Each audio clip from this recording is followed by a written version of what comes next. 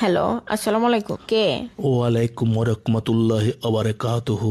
আল্লাহর হুকুম ছাড়া একটা গাছের পাতাও নড়ে না মা। আমরা কোনো মানব জাতি না মা।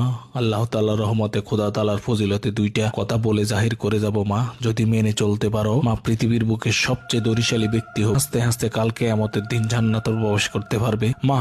আল্লাহ পাক রব্বুল আলামিন তোমার প্রতি রহমত নাজিল করে দিয়েছে মা। তুমি যে বড় ভাগ্যবতী। মানব পৃথিবীতে মাটির তলকার পরে থাকা দানিত গোপনীয় সম্পদ তোমার 4 ইঞ্চি নসিবে দান করেছে মা। তুমি এই সম্পদগুলা পেতে হলে চারটি কাজ করিতে হবে মা। তুমি কি কাজগুলা করিতে পারিবা মা? হ্যাঁ বাবা, বলেন বলেন, আমি সব শর্ত পূরণ করতে পারবো। বলেন কি করব। তাহলে আমাদের ফিরের মাজারে তুমি 41টা জায়নামাজ, 41টা কোরআন শরীফ এবং 41টা মোমবাতি এবং 41টা তসবিহ দান করতে হবে মা। তুমি কি পারবে? হ্যাঁ বাবা, পারবো পারবো। কখন দিতে হবে? তাহলে তুমি আগামী দিন সকাল 7টার মধ্যে ওইগুলা কিনে দিতে হবে মা। ঠিক আছে বাবা, কিভাবে দিব বলেন। আচ্ছা ঠিক আছে মা, মাজারে খাদেমের বিকাশ নাম্বার দিয়ে দিচ্ছি। তুমি যেহেতু এগুলো এত স্বল্প সময় কিনে দিতে পারবা না, তুমি উক্ত বিকাশ নাম্বার 51,320 টাকা পাঠিয়ে দাও মা। তখন টাকা পাওয়ার পরে আমরা এগুলা তোমার দান হিসাবে কবুল করে নেব মা। আল্লাহর ওই উসিলা তোমার জন্য বরাদ্দকৃত 41 কেজি স্বর্ণ পবিত্র শবে বরাতের রাতে ফজরের নামাজের সময় তোমার দরজায় নিয়ে হাজির হব মা, ইনশাআল্লাহ। ঠিক এইভাবে জিনের বাদশা সেজে গভীর রাতে ফোন দিয়ে সাধারণ ধর্মান্ধ মানুষদের প্রতারণার ফাঁদে ফেলে বলে যে আপনার ভাগ্য তো খুলে গেছে,